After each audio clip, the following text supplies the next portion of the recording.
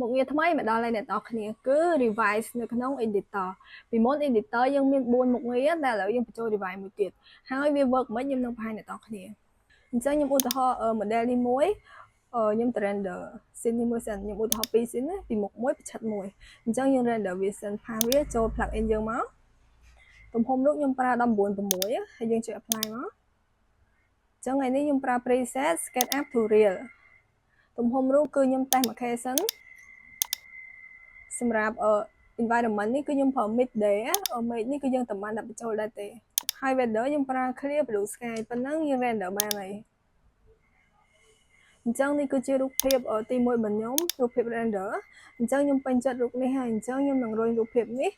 ទៅមុខងារ perspective ដើម្បី render scene ទី2របស់ខ្ញុំដោយផ្អែកលើ environment នេះអញ្ចឹងយើងរុញវាទៅ perspective ហើយយើងទៅបង្វិល scene SketchUp យើងសិន scene នេះប្រឆិតពីខាងឆ្វេងណាអញ្ចឹងយើងត្រូវផាសវានៅក្នុង left view select ទំហំរូបដូចគ្នាមកហើយចុច apply ហើយវា load auto select នៅ left perspective ឲ្យយើង render ក្នុងហ្នឹងទៅ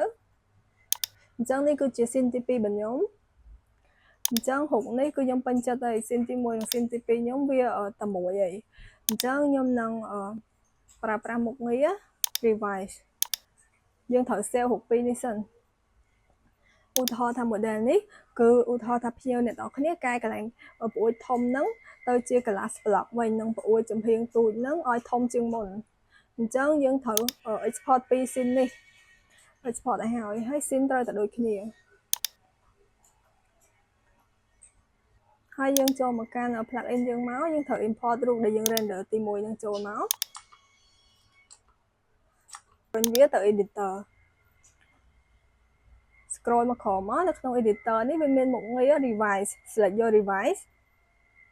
បន្ទាប់មកទៀតត្រូវ import រូប scene ដែលយើង export មិញ scene ដែលយើងកែមិញហ្នឹងណា scene នេះត្រូវតែ select ទំហំរូបដូចគ្នា scene ដូចគ្នាទំហំរូបដូចគ្នាអញ្ចឹងនៅកន្លែងរូប render នេះគឺយើងត្រូវតែ pan ទីតាំងដែលកែអញ្ចឹងមិញហ្នឹង scene ហ្នឹងវាមើលឃើញតែកញ្ចក់ធំហ្នឹងទេអញ្ចឹងយើង pan តែកញ្ចក់ធំហ្នឹងទៅបន្ទាប់មកយើងអត់ទៅ save អីទេយើង check quality ម្ដងទៀតហើយយើងចុច apply ខ្ញុំប្រើ 5K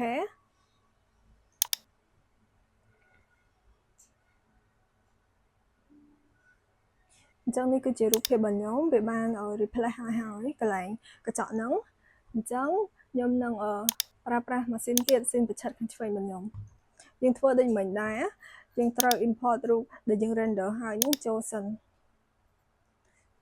ខ្ញុំដូរដាក់ស៊ីនប្រឆិតនេះវិញ select ទំហំរូបដដែលចុច apply រុញវាទៅ editor អញ្ចឹងកន្លែង editor នេះយើងចុចថា change មកទៅយក scene ដែលយើង revise ហើយហ្នឹង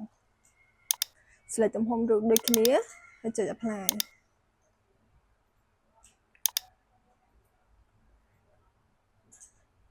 អញ្ចឹង scene នេះវាមើលឃើញប្រួយខាងក្រោមដែរអញ្ចឹងយើងត្រូវ pan ដែរហើយយើង pan វាឲ្យធំ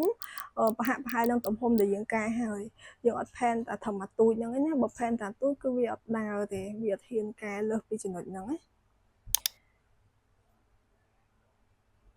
អញ្ចឹងនេះគឺជា scene ប្រឆិតរបស់ខ្ញុំវាបាន replace ប្រួយនឹងហើយអញ្ចឹងពីនេះខ្ញុំពេញចិត្តហើយអញ្ចឹងខ្ញុំនឹងសាកមក revise ទៀតអញ្ចឹងខ្ញុំឧទាហរណ៍ scene នេះគឺការកែគឺការអត់ ដូរ mode ណាដូរអាប្រផាសហ្នឹងដាក់អត់ក្រហមនេះវិញអញ្ចឹងយើង export scene ទាំងពីរហ្នឹងឲ្យហើយមក export ជារូបភាពតមកទៀតយើងធ្វើដូចមិញដែរអញ្ចឹងចូល plugin យើងរុញវាទៅ editor អញ្ចឹងរូបហ្នឹងវាជាប់នៅនឹងស្រាប់ហើយយើងរុញវាទៅ editor ហ្មងទៅបន្ទាប់មកកន្លែងនេះយើងត្រូវ change យក scene របស់យើងដែលកែចុងក្រោយហ្នឹងហើយសេទំហំរូបដូចគ្នា apply តមកទៀតអានេះវាយើងមើលឃើញយើងត្រូវ pan កន្លែងអត់ពណ៌លឿងហ្នឹងតែក៏ប៉ុតទៅខ្ញុំភ្លេច pan ខាងលើក៏ត្រូវដាក់អត់លឿងដែរតែខ្ញុំភ្លេច pan អញ្ចឹងទៅក៏វាអត់កែឲ្យយើងទេយើងវាកែតែចំណុចដែលយើងបាន pan ណានេះ scene របស់ខ្ញុំវាកែហើយអញ្ចឹងខ្ញុំនឹងscene ប្រឆិតមួយទៀត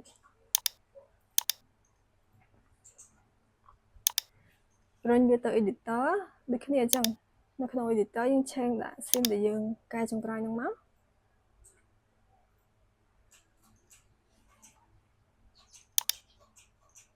ទំហំរូបត្រូវតែដូចគ្នាហើយចំណុចនេះយើងផែនរៀងច្រើនតិចដោយសារវាមើលឃើញ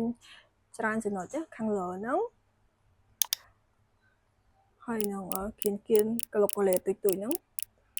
ផែនបើចាំត្រឹមពេកក៏បានដែរអ្នកនរគ្នាក៏ឆេះកឆោតចេះក៏វាស្គាល់ដែរផែនហើយជា apply មកអញ្ចឹងនេះគឺជារូបភាពចុងក្រោយរបស់ខ្ញុំហើយវីដេអូក្រោយខ្ញុំនឹងបង្ហាញពី interior វិញម្ដងថាតើ interior វា work មិនដែរហើយមុខងារនេះគឺសំខាន់មែនតើសម្រាប់អ្នក design ព្រោះពេលខ្លះភ្ញៀវយើងគាត់មិនកែតែម្ដងហើយគាត់កែរកផ្លេចអញ្ចឹងអានេះវាជួយបានច្រើនមែនតើអញ្ចឹងជួបគ្នាវីដេអូក្រោយ